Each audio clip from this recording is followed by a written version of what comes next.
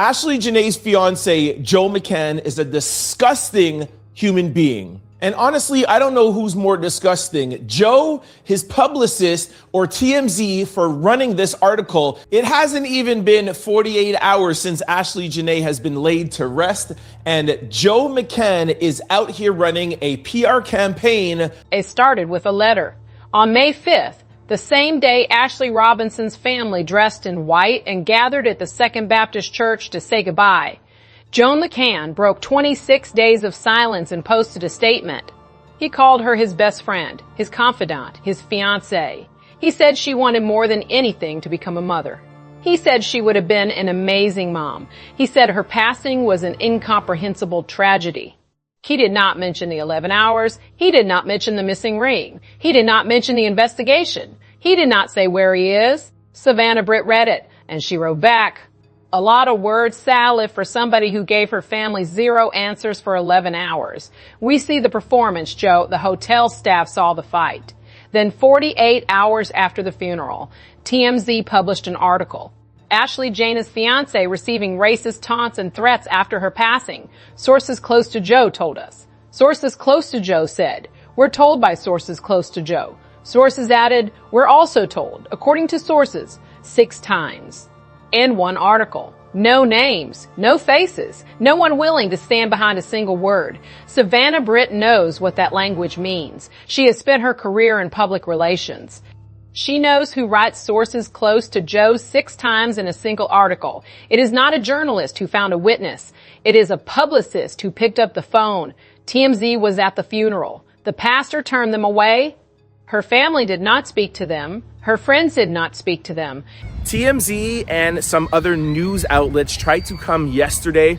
The preacher blocked them and said they were not welcome. And yet 48 hours after Ashlee was laid to rest, a story appeared. Not about the missing ring.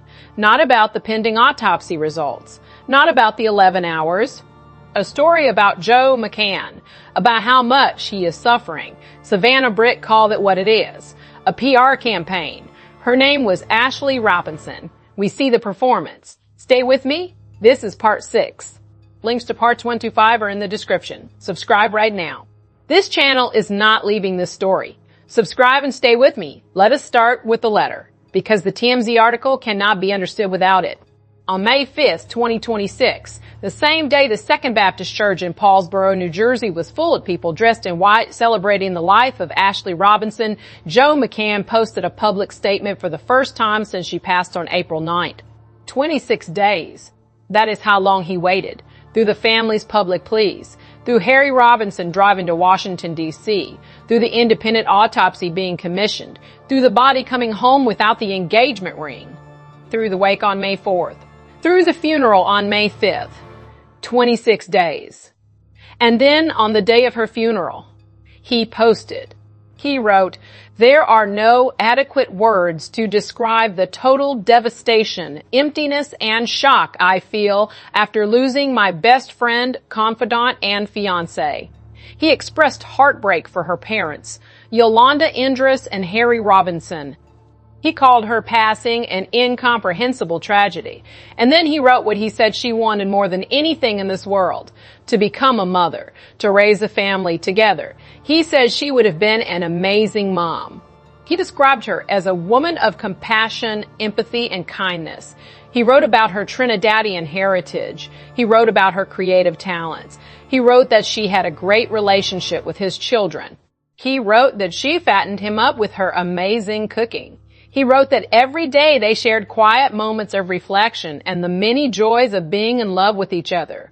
Those are the things Joe McCann said. Beautiful language.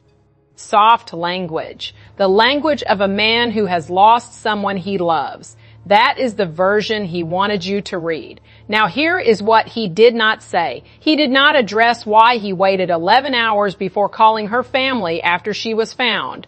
He did not address why he told them she was stable when she was not.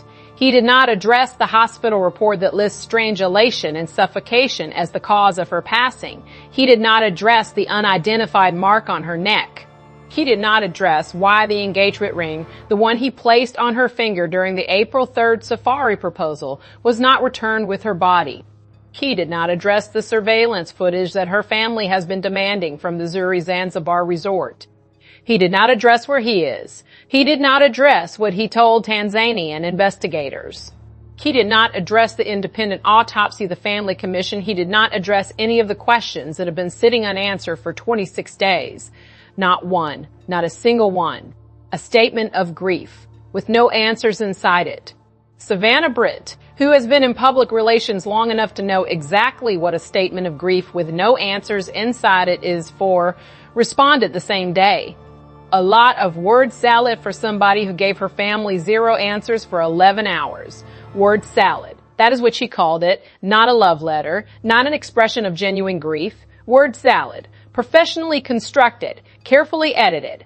Designed to produce a specific emotional response in the reader without providing a single piece of information that could be used against the person who wrote it.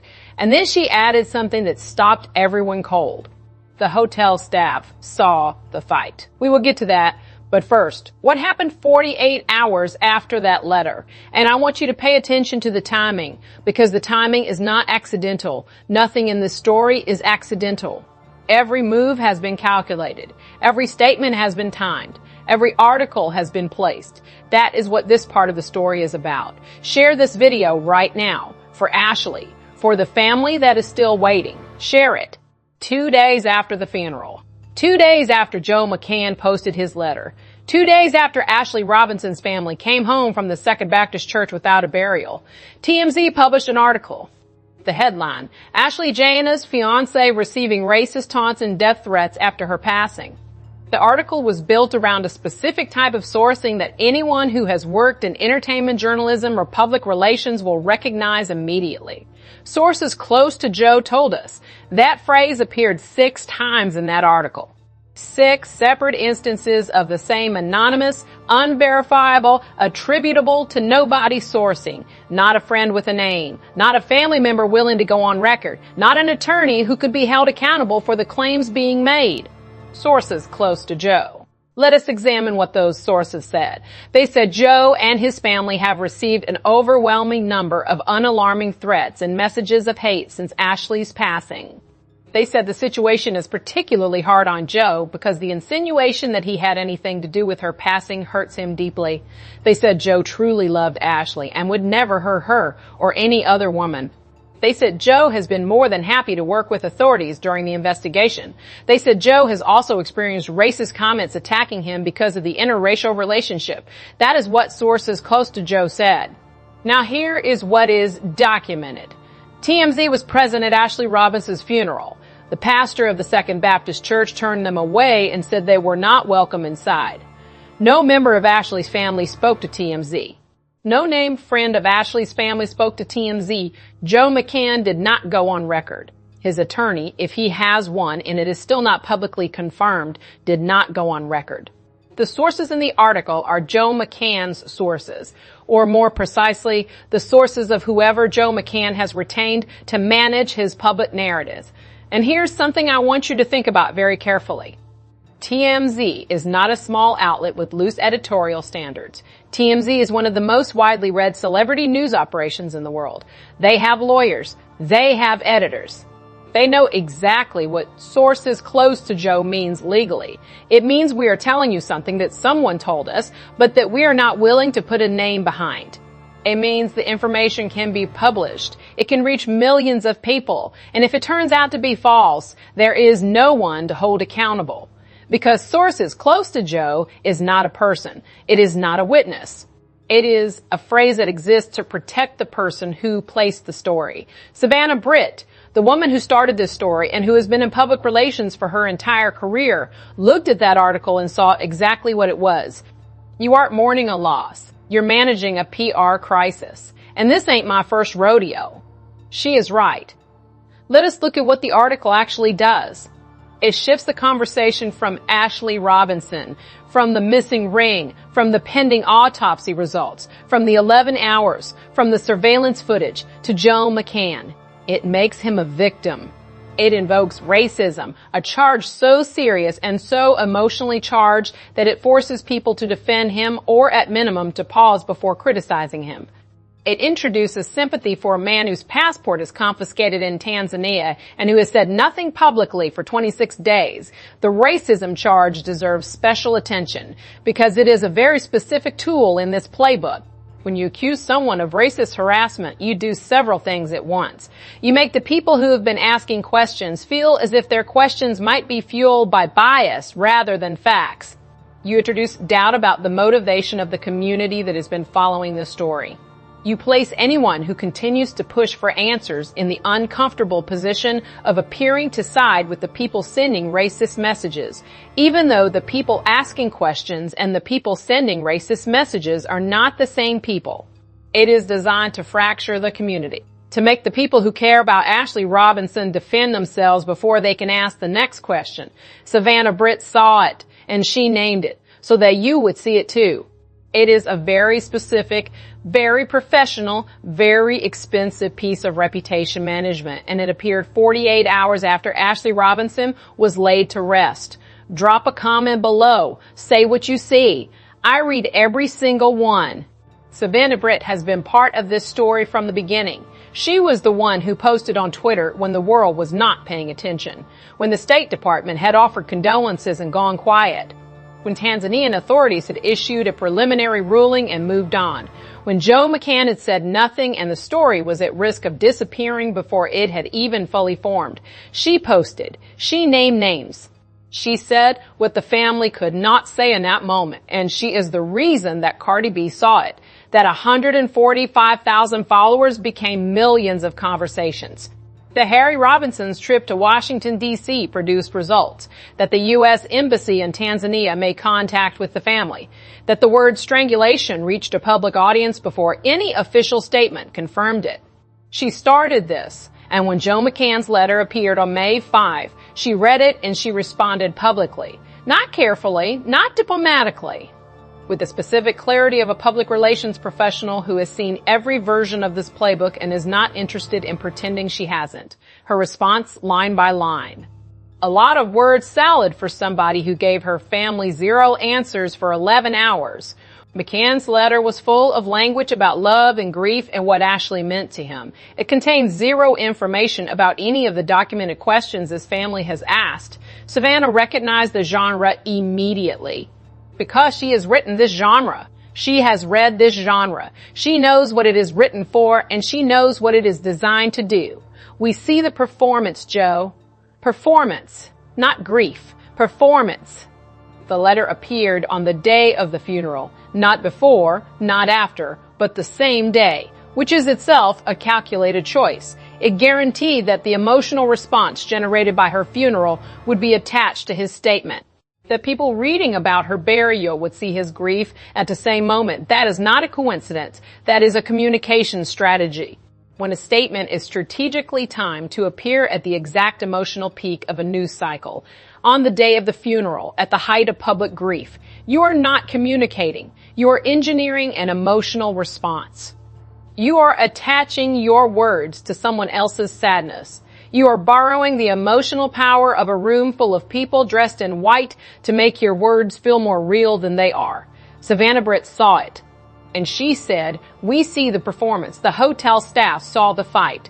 This line. From the beginning of this case, the public account has described an argument between Ashlee and McCann that became loud enough for neighboring guests to report to hotel management. According to documented police accounts, the couple had been quarreling frequently across multiple days at the Zuri Zanzibar resort, not just one night. The language used in official reporting has consistently been argument, dispute, conflict. The word that led to the separation. Savannah Britt used a different word, fight, and she did not use it casually. She directed it specifically at McCann's statement. She said, the hotel staff saw the fight. Not heard. Saw. That distinction between an argument reported through a wall and a fight witnessed by hotel staff is not a small one. It changes the physical picture of what happened in that resort before Ashlee Robinson was found. It raises questions about what exactly hotel staff observed, whether there is witness testimony that has not been publicly disclosed, whether what happened in that room or in the common areas of that resort was seen by people who have told Tanzanian investigators things that have not yet reached the public. We know from police accounts that hotel management separated them on the night of April 8th. We know McCann was moved to a separate villa about a 10-minute walk away. We know that after he was moved, Ashlee Robinson was found unconscious in her room by a room service attendant. We know that Joe McCann himself went back to the room with hotel security, according to Yolanda Endress, Robinson's mother. That sequence, the fight, the separation, the walk back, the finding. Savannah Britt is not in the habit of saying things she cannot back up. She knows exactly what she wrote. And she wrote, the hotel staff saw the fight. During this interview, a woman who lives in Zanzibar says that they know Joe.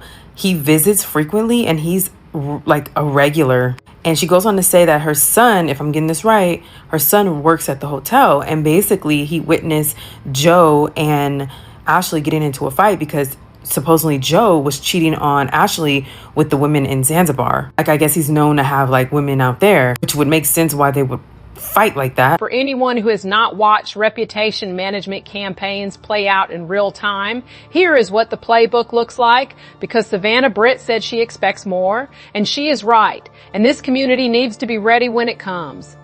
Step 1 is the soft launch, the letter, emotional, grieving, no facts, designed to humanize the subject and generate sympathy before anything harder lands. You read it and you think, well, he loved her.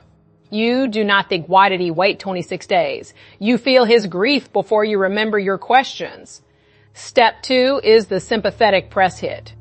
The TMZ article. Sources close to Joe. No name sources. Designed to reframe the subject as a victim of racism, of online threats, of unfair public opinion. Designed to make the audience question whether they have been too harsh. Designed to make the community that has been asking questions feel guilty for asking them. Step 3, and Savannah Britt specifically warned about this, is the reputation attack. This is when stories begin to surface that paint the deceased in a negative light. Things she allegedly did. People she allegedly wronged. Behavior that allegedly contradicts the version of her that the public has embraced. It is designed to create doubt, to make people think, maybe the situation was more complicated. Maybe she was not who we thought she was. Maybe the story is not as simple as it seemed. Savannah Britt said it directly. Do not be surprised if you start seeing some negative stories about Ashlee come out. When you hear that, just know it's all PR. She is not speculating. She has watched this happen in other cases. When public sympathy is overwhelmingly on one side, the machine that exists to protect powerful and wealthy people begins the process of redistributing that sympathy. It cannot make everyone forget, but it can make enough people uncertain to reduce the pressure. Step 4, after enough doubt has been seeded, is the slow disappearance. The story stops being about Ashlee Robinson and becomes about a complicated situation. About grief on multiple sides, about people who loved each other and a tragedy no one will ever fully understand. The questions do not get answered. They get diluted. They get surrounded by enough competing narratives that they become harder to hold on to. This is not hypothetical. This is a documented pattern. This is what happened in other high-profile cases where a wealthy man was present when a woman died and the investigation was slow and the jurisdiction was complicated and the coverage depended on whether the public kept paying attention. That pressure, public pressure, media pressure, the continued viral attention of a community that has been saying, we are not going to stop, is the only leverage that Ashlee Robinson's family has in a jurisdiction that does not legally owe them anything. Tanzanian authorities are not obligated to release results on any timeline that satisfies an American family. They are not obligated to share surveillance footage. They are not obligated to keep a passport confiscated indefinitely if they decide the investigation does not produce sufficient grounds for charges. The only thing that creates urgency from the outside is attention. The PR campaign is an attempt to reduce that attention, to turn it down, to make it complicated, to make the people paying attention feel like they are part of the problem instead of part of the solution. Savannah Britt saw it. The community sees it. And this channel is naming it so that the next wave, when it comes, lands in a room where people already know what it is. Share this video right now, because awareness is protection. The more people understand what is happening, the harder it is for it to work. Share it for Ashlee. 30 days. That is where this case is right now. 30 days since Ashlee Robinson passed. 30 days since Joe McCann called her family 11 hours after she was found and told them she was stable. 30 days since her family found out from the hotel that she was gone. Let me say that again so it lands properly. Her family did not find out from Joe McCann that she had died. They found out from the hotel. The man who called them to tell them she was in the hospital, the man who told them she was stable, did not call them back. According to Yolanda Endres, Ashlee's mother, after that initial call, communication stopped. The next update came from the hotel, not from her fiancé, from the hotel staff. That is how Harry Robinson and Yolanda Endres learned that their daughter was gone. The fiancé did not reach out to us at all. We found out from the hotel, Harry Robinson told CBS News. That's devastating when your daughter's halfway around the world. We just wanted to know where she was at, who she was with, and that she was okay. Just give us something. Just give us something. That was 30 days ago. Here is the complete picture of what remains unanswered. The independent autopsy, commissioned by the family after her body was returned without the engagement ring, results are still pending. The family says they are waiting on the full report to determine what comes next. They are not going to stop until they have something they can hold on to. The Tanzanian autopsy, completed April 14th with the assistance of a U.S. Embassy coroner, results have still not been released to the family or the public. Harry Robinson was informed that the autopsy was complete. He was not given the results. He was told the investigation remains ongoing. He traveled to Washington, D.C. specifically to press U.S. government officials to intervene and facilitate communication with Tanzanian authorities. That trip produced contact. It did not produce answers. What we do know about the cause of death, from records obtained by a local Tanzanian outlet and reported by TMZ, is this. The documents list her immediate cause of death as cerebral hypoxia due to strangulation and suffocation. Those findings have not been independently verified. Official autopsy results have not been publicly released. But the fact that those words, strangulation and suffocation, appear in any document associated with this case is the reason the family commissioned their own autopsy. It is the reason the word has been rejected not just by Ashlee's family, but by everyone who knew her. She was a beacon of light, her parents said. They are her parents, but they are also people who knew her, who spoke to her on the phone on April 8th when she called to tell them she and McCann had argued and had been moved to separate rooms, who FaceTimed with her during the trip, who watched her feed a giraffe and caption it Chapter 31, and I'm exactly where I need to be. Those are not the words of a woman planning to harm herself. Those are the words of a woman who was happy, who was engaged, who was exactly where she thought she was supposed to be. The engagement ring placed on her finger during the April 3rd safari proposal, believed by the family to be held as evidence by Tanzanian investigators, has not been returned. Her father confirmed that none of her personal belongings have been turned over. Not the ring, nothing. He believes investigators are holding them as part of the active case, which means there is physical evidence in Tanzania that has not been released because the case is not resolved. The surveillance footage from the Zuri Zanzibar resort, demanded by the family as the clearest record of what happened on the night of April 8th, has not been publicly confirmed as reviewed or released. There's cameras everywhere at a resort, and that will match the timeline, Harry Robinson said. Just do the investigation and let us know. The hotel said it is fully cooperating with local authorities and the U.S. Embassy. The footage has not been shared publicly. What is on it, if anything, remains unknown. Joe McCann's complete account to investigators, what he told Tanzanian police in the days and weeks of questioning, has not been made public. He was questioned beginning April 13th, 4 days after Ashlee's passing. His passport was confiscated pending autopsy results. He has been described by Tanzanian authorities as a witness, not a suspect. He has not been charged. He has not been arrested. His location, while reports indicate he is still in Tanzania with his passport confiscated, has not been officially confirmed in recent days. Court records list him as a Portland resident. He founded Asymmetric Technologies, LLC in Portland, Oregon. He and Ashlee were photographed at a Portland Trail Blazers game on March 29th, 5 days before the April 3rd proposal. Before her death, they shared an address. Now no one publicly knows where he is. No charges have been filed. No arrest has been made. McCann remains officially a witness. The family has not spoken to him since her death. His name is not in her funeral program. She has not been buried. 30 days, and the man at the center of every unanswered question is running a PR campaign. Savannah Britt said one more thing that stayed with everyone who read it. Keep writing your weak script. It's just more evidence for the courts. More evidence for the courts.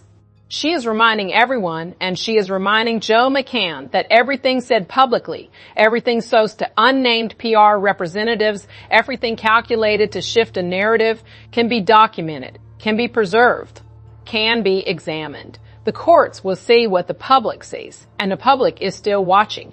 To understand why the PR campaign exists, you need to understand what Joe McCann stands to lose if the narrative does not shift. He is 45 years old. He is the founder of Asymmetric Financial, a cryptocurrency-focused hedge fund that at its peak managed hundreds of millions of dollars in institutional investments. According to Fortune, in 2024 alone, the value of Asymmetric's liquid books swelled from roughly $195 million to $395 million.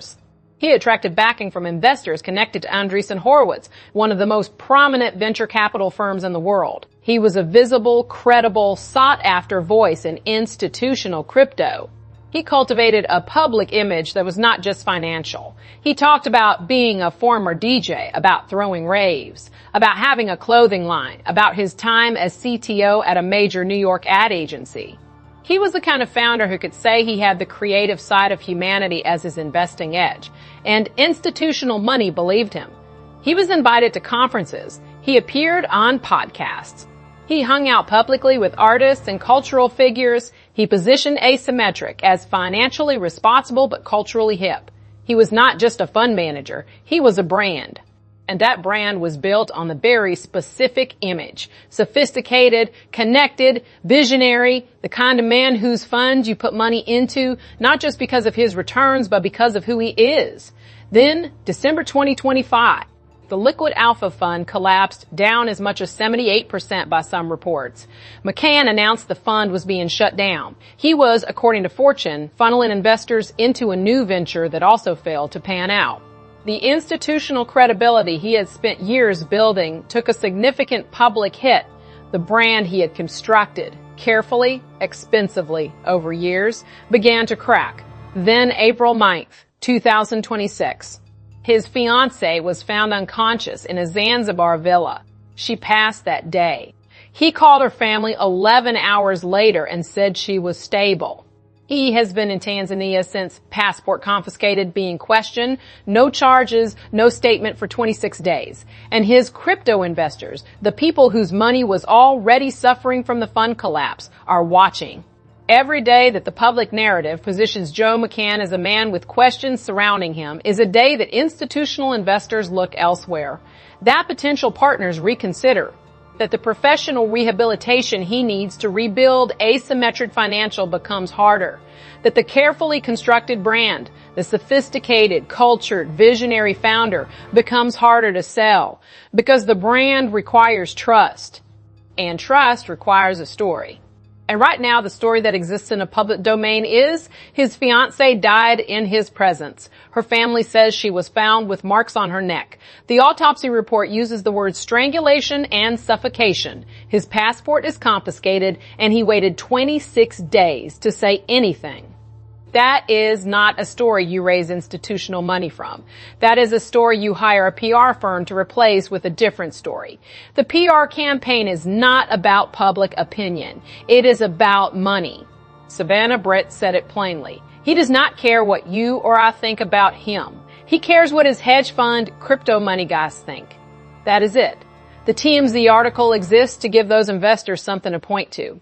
A narrative that positions McCann as a victim of racist online harassment, a grieving man who loved his fiancée and would never hurt her, rather than a man whose passport is confiscated in Tanzania while his former fiancée's family commissions their own autopsy because official results have been withheld for 30 days.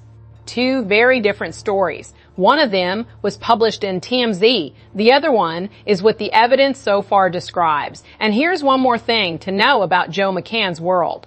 He had previously been married in 2018 to a woman named Shay Jackson, 10 years his junior, who worked in marketing.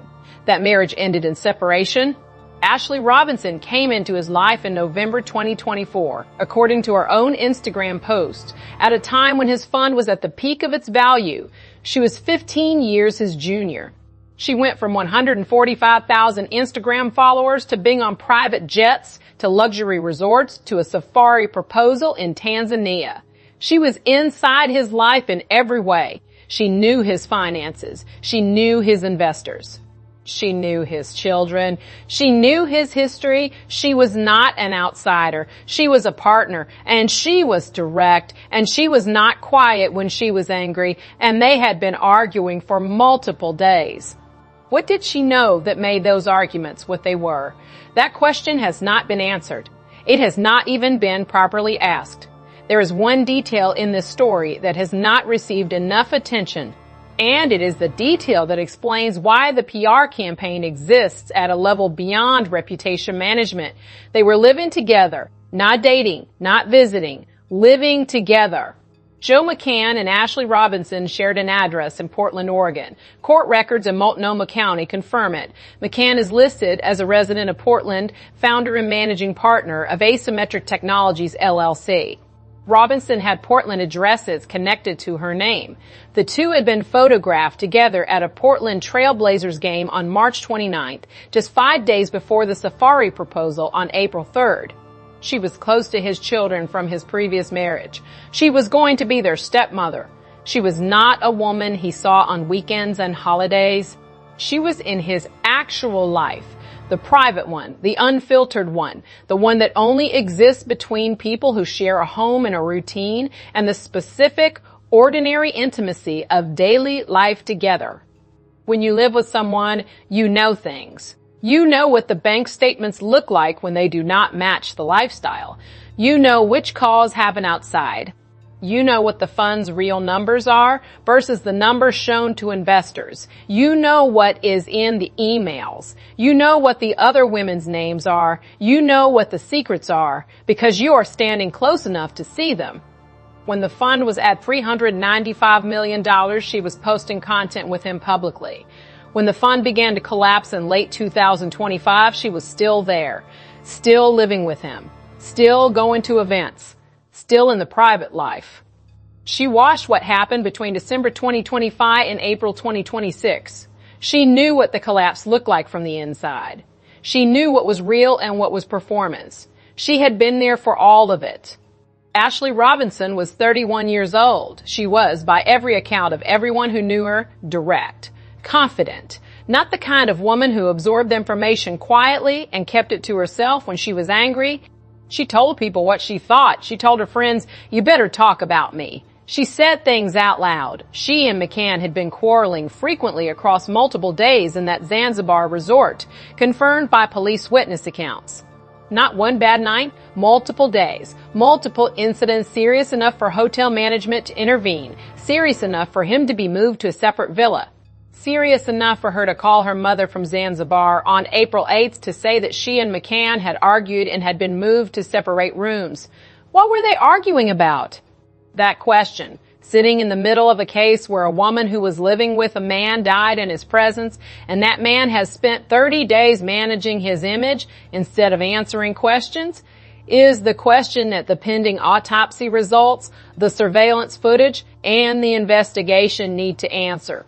It is the question that Savannah Britt is asking, that this community is asking, that Harry Robinson and Yolanda Indras are asking, that two separate autopsy investigations, one commissioned by the Tanzanian government with the U.S. Embassy coroner, one commissioned by the family independently, exist to answer. She knew his secrets. And the PR campaign, the letter on the day of her funeral, the TMZ article 48 hours later, the expected smear campaign that Savannah Britt warned is coming. That campaign is designed to ensure that whatever those secrets are, they are surrounded by enough noise that they become harder to hear. That is the connection between Portland and Zanzibar. That is the connection between the fund collapse and the 11 hours.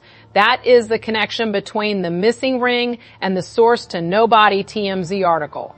She was not just a woman he loved. She was a witness. Savannah Britt said it. Keep writing your weak script. It's just more evidence for the courts. Everything is being documented. The courts will see it. And so will this channel.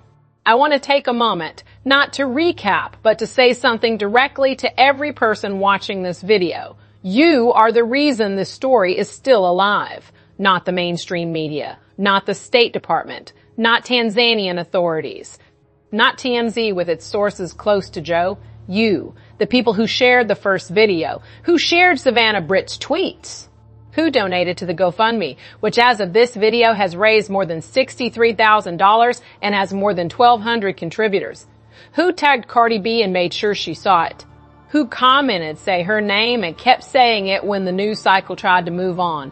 You are the reason Harry Robinson's trip to Washington, D.C. produced results, because the officials he met with had already seen the story online. Because the story had volume that could not be ignored. Because you gave this family the one thing they could not manufacture on their own. Attention in a case where attention is the only leverage they have. The PR campaign exists because of you. Because you made this story loud enough that the people who benefit from silence had to respond. That is not a failure. That is a measure of how much impact this community has had. But it also means the campaign is going to escalate. Savannah Britt warned, the next wave is the smear. Negative stories about Ashlee. Things she allegedly did. People she allegedly wronged. Behavior that allegedly complicates the picture. When you see that, and she said when, not if, you need to remember this moment, this video, this warning. You need to remember that a PR professional with decades in the industry told you exactly what was coming and exactly why it was coming and exactly who it was designed to benefit, not Ashlee Robinson, Joe McCann's investors. When the stories appear, remember the playbook. Remember step 3. Remember that the purpose of those stories is not to tell you the truth. The purpose is to make you uncertain, to reduce the pressure, to give the people who benefit from inaction a reason to wait a little longer. Do not give them that reason. Stay with this, share this, comment, subscribe. Come back when the next update lands for Ashlee. For her mother, who said, I'm exactly where I need to be, and has heard those words in her head every day since April 9th. For her father, who drove to Washington, D.C. because no one was going to do it for him. For Savannah Britt, who saw the whole thing coming and named it out loud so the rest of us could see it too.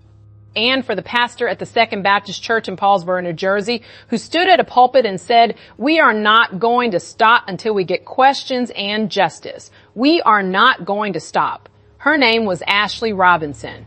She went by Ashlee Jenae. 145,000 followers, South Jersey to Philadelphia to Miami to Portland to Zanzibar. Drake and Freddie Gibbs and Shaggy in her funeral program.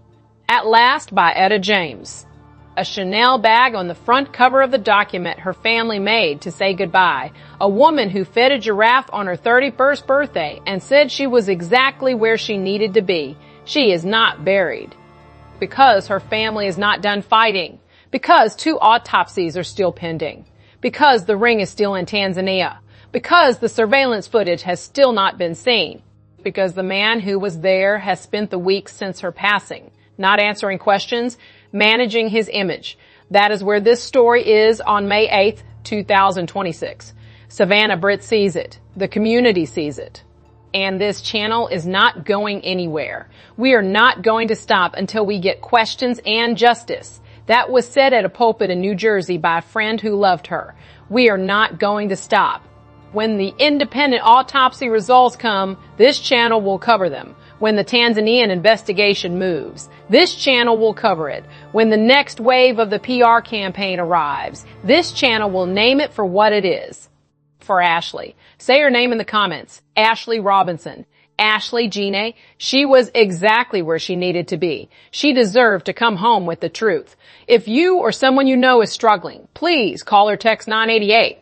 What do you think the PR campaign reveals about where this investigation is heading? Tell me below. I will see you in the next one.